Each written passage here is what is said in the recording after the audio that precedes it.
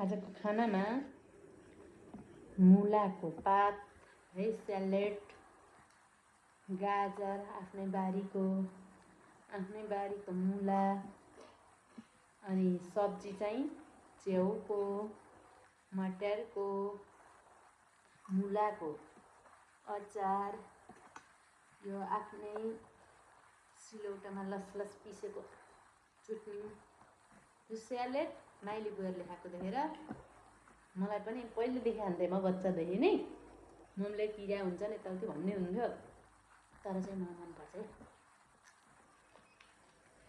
यो स्यालेड। अब यहाँ घिउ हालेको भात हो, यति त खानुपर्छ फेरि मजाले चपाई चपाई मुला।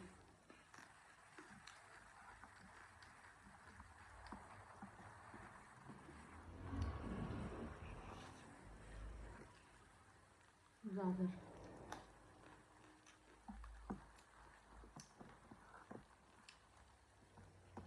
युट्युबमा राख्छु, सबैजनाले हेर्नु होला ल। टिकटकमा पनि राख्छु।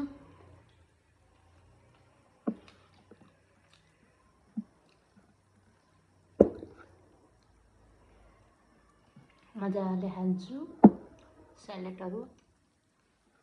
खानु चाहिँ थोरै खानुपर्छ, खानु धेरै खानु हुन्न, शरीर लाग्छ क्या। थोरै खाने तर खाना चाहिँ खाने।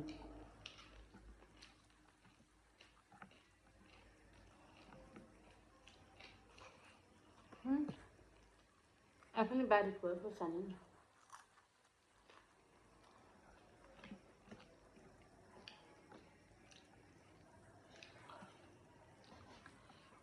यो टमाटर त खानु मन पर्दैन, घिउ ल्याउँदाखेरि आएको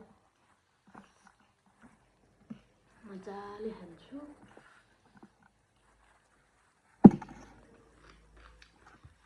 यो दाल हो, दाल चाहिँ भातसँग मलाई मन पर्दैन, त्यही भएर पिउँछु ल।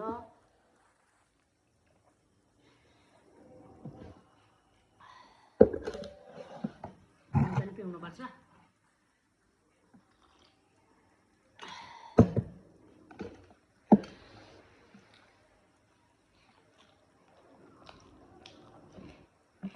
मुलाको पात चाहिँ धेरै राम्रो हो शरीरको लागि।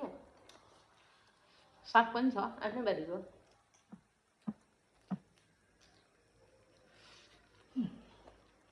यो चाहिँ साग हो।